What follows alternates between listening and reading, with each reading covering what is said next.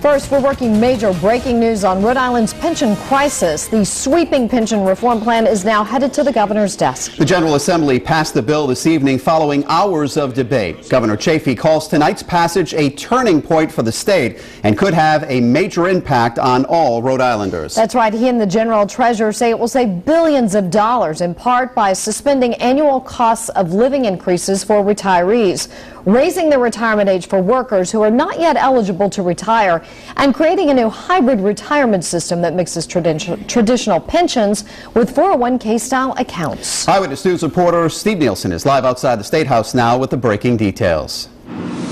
Pension reform will be a reality in Rhode Island in days. All that's left now is for the governor to sign it into law. Now, there was a mixture of emotions from legislators after this bill was signed, and experts say this is the most sweeping pension overhaul that any state has passed. With 57 in the affirmative, 15 in the negative, the act prevails. The pension overhaul bill passed in the House and Senate. The over 100-page piece of legislation introduced by General Treasurer Gina Raimondo and Governor Chafee passed without a single major change. No one really wants to be dealing with it, but we knew we had to. And we knew it was the right thing to do. Richard Leach, Governor Chafee's point man on pensions, said this is not a moment to celebrate. Pain has been inflicted on everyone, retirees, state workers, and taxpayers.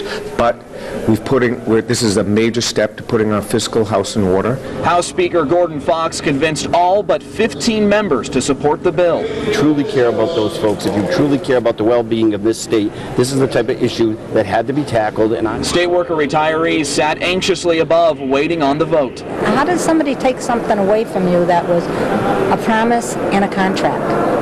How do they just take that away?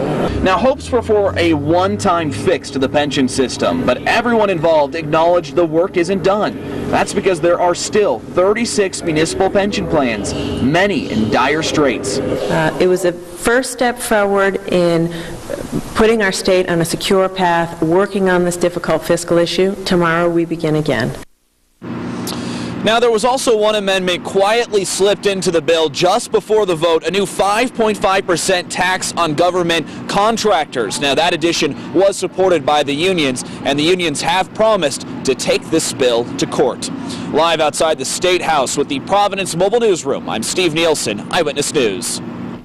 You can find extended coverage online at WPRI.com. Ted Nesi has been blogging from the State House all day. You can find his reports under Nesi's notes. And you can also find an interactive map that shows how much your community stands to gain or lose depending on the outcome of the bill. And you can also check out Pensions 101, which lays out this complicated crisis in easy to understand terms.